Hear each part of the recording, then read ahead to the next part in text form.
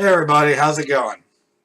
So today I'm going to talk about one of the biggest bands of the 60s, and really one of the biggest bands of all time, the Rolling Stones. I'm going to be talking about the album Their Satanic Majesties Request, which was released on December 8th, 1967. It was their sixth album in the UK and their eighth album in the US.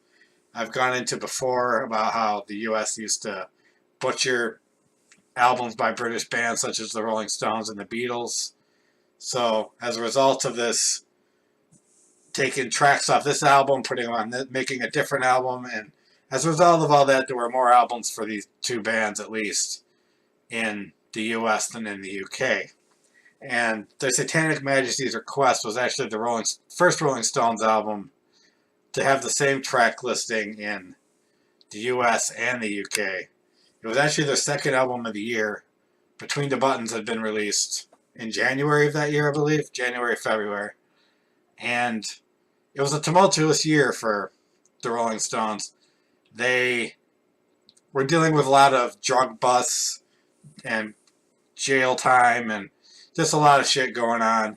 And while that was all going on, they were recording stuff and trying to do something that went along with what was going on at the time, which was psychedelic music. That was the big thing that was going on in like 66, 67. Thanks to the Beatles, really, which really spearheaded that. Although the Byrds released 8 Miles High before Revolver came out, but that's for another video.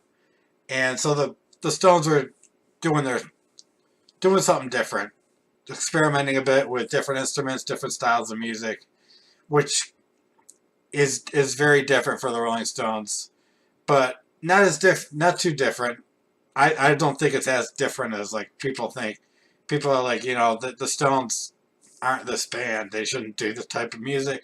But really think about it, Aftermath, Between the Buttons, stuff like that, they were really changing their music on those albums too. And I'm a huge fan of this period in the Stones' history. And there's lots of people that aren't. But they were mostly known as a strict rock and roll band, and they decided to do something different. And this album is a very controversial one as far as Rolling Stones fans, as far as whether it's a good album, a bad album, an okay album. It's different than their other albums. Let's just say that. It was released December 8th, 1967, in time for Christmas, and it came with a lenticular cover, which I'm going to have a picture of it on the thumbnail for the video. But it moved. Like, one of those things, you move it back and forth, and it's kind of 3D, and it moves, and you can see things move in the picture. It's pretty cool. They were accused of trying to rip off the Beatles, trying to do their own Sgt. Pepper, and I can kind of see what they're coming from as far as the cover goes, because the cover's all tons of stuff going on in the cover, just like Sgt. Pepper, and different psychedelic type music. And as far as that goes, I can totally see where they're coming from, but I think the music's quite different. I think Satanic Majesties, as with a lot of the time when you compare the Stones music to the Beatles music, which you have to do when talking about the 60s, is the Stones music is darker for the most part, and it really is on this too. They released a single in the summer of 67, I believe, containing 2 songs that were originally recorded for Satanic Majesties Request, but didn't end up on the album. They're called the song Dandelion, and the B-side was We Love You. And like I said, it was left out of the track listing in favor of releasing a single. And it's another thing I've gotten into before about how a lot of British bands didn't like to include the songs from singles on their albums because they thought of that as kind of ripping off the consumer, and which is a cool thing. But to tell you the truth, I would have loved to hear these 2 songs on the album. And there's another song recorded for the album that was not put on the album, but was later released. That's called Child of the Moon, which was released actually like a year later or something. It was released as the B-side of Jumpin' Jack Flash. And it's, Jumpin' Jack Flash, by that time, the Beatles and the Stones had gone back to just playing rock and roll music. Things evolved so fast in the 60s musically that by, the following year after all the psychedelic stuff, bands like the Beatles and the Rolling Stones were getting back to rock and roll. And even bands like the Byrds were getting, they're doing their country thing after that. And bands were starting to move away from psychedelic music. But, yeah, Child of the Moon is a great song, too. I would have loved to hear, I might actually make a mix sometime on my iTunes. Just do Satanic Majesties and include Dandelion, We Love You, and Child of the Moon. I'd love to hear how that flows together. I think it would go really good. So this album, it reached number 3 in the UK and number 2 in the US, which is actually kind of a disappointment for a band that's used to number 1 albums every time they release an album. So I'm going to get into the songs on this album, and then I'll let you know what I think of the album. Number 1 is Sing This All Together. It's kind of an introduction to the album. To me, it seems to be saying, sit back, listen to this music, enjoy it with us. We're here to entertain you and to play this music for you. So sit back and enjoy. And I kind of like this song. And I think it's a good introduction to the album. John Lennon is rumored to be singing backup vocals on this album, so that's interesting.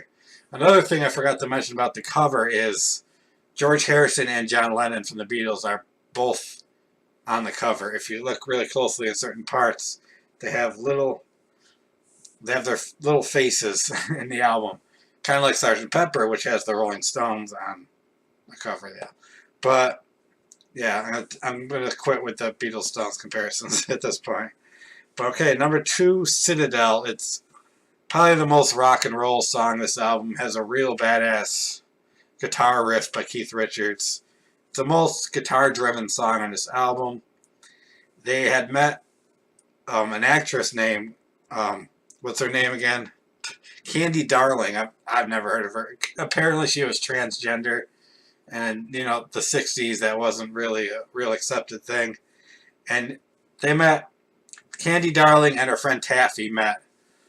I don't know what Taffy's last name was, Candy and Taffy, but they had met the Stones in New York City, and the Stones wrote Candy and Taffy, Hope You Both Are Well, in the song Will You Come See Me at the Citadel. And I guess the Citadel is supposed to be New York City. So, yeah, it's a really good song. I like it a lot. And Nicky Hopkins plays piano on this song. It's pretty sweet. I like it. Sorry, I gotta flip the page for the next track. The next track was In Another Land, written by Bill Wyman. And it's the only song in the Stones catalog that was sung by Bill Wyman. I believe he wrote 2 more songs, but he didn't sing any of them. So it's the only song that featured Bill Wyman on vocals. It was actually released as a single a week before the album came out, but it was released as Bill Wyman and not the Rolling Stones. Kind of weird. I don't know if I'm sure it didn't sell as well without the Stones' name on it, and what the Stones were doing at the time, musically, as far as the psychedelic stuff, Bill Wyman kind of thought it was kind of silly. So he kind of wrote this song that's kind of like a parody of what they were doing. And it actually turned into a really good song. He's got an effect on his voice. It's really cool. And I like the song a lot. Who would have thought Bill Wyman could have come up with such a cool song? I guess he fell asleep in the studio at one point, and you can hear his snoring at the end of the song. It's pretty funny. Good song. 2000 Man is a really good song. It starts out as a slower song with acoustic, and then it goes and picks up the pace later on in the song. And I don't know what I think the song is about. Going by the lyrics, I think it has to do with the corruption of technology and growing old and being out of place in the world you're in. And I find it very very relevant to today. It was written in 1967, but you really think about today, everyone's disconnected from everything because of, everyone's connected, but everyone's disconnected, if you know what I mean. Because everyone's connected, everyone's disconnected.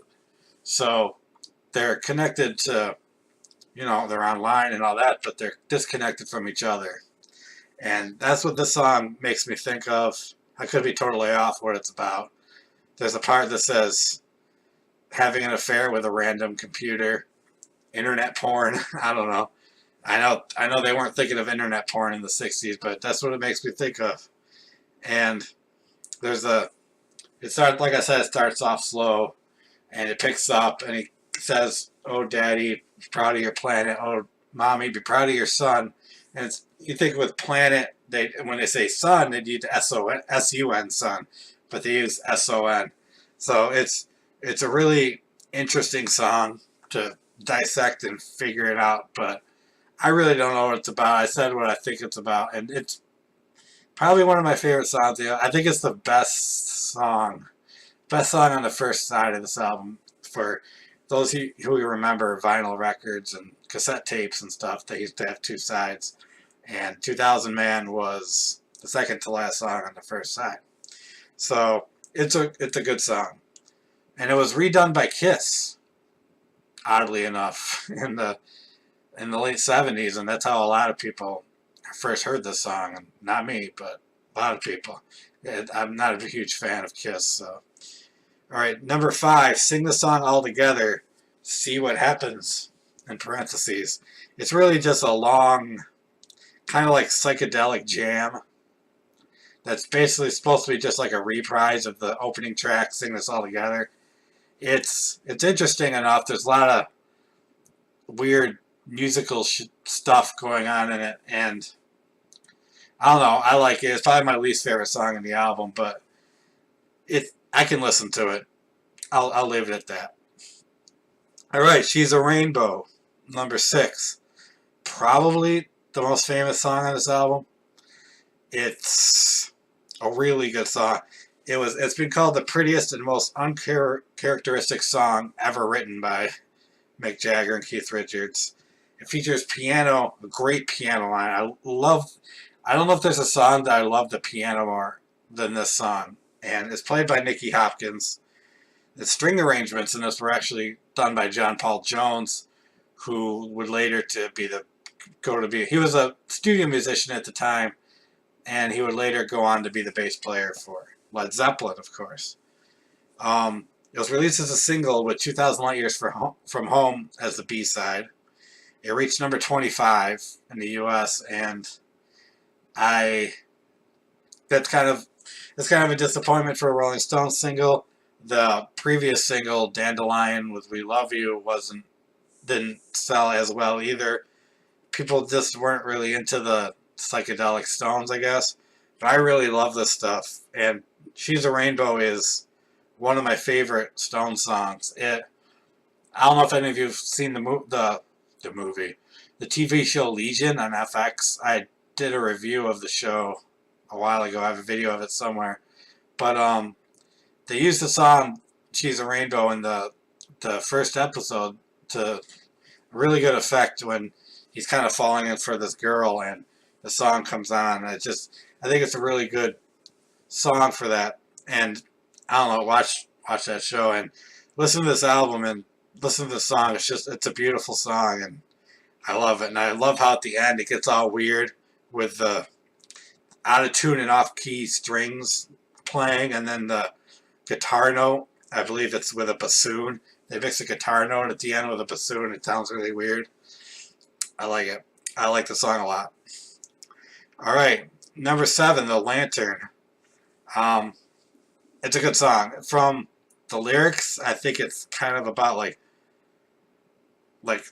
a pair of lovers whose love is like written in the stars, and I think the lantern is actually used as a metaphor for their love.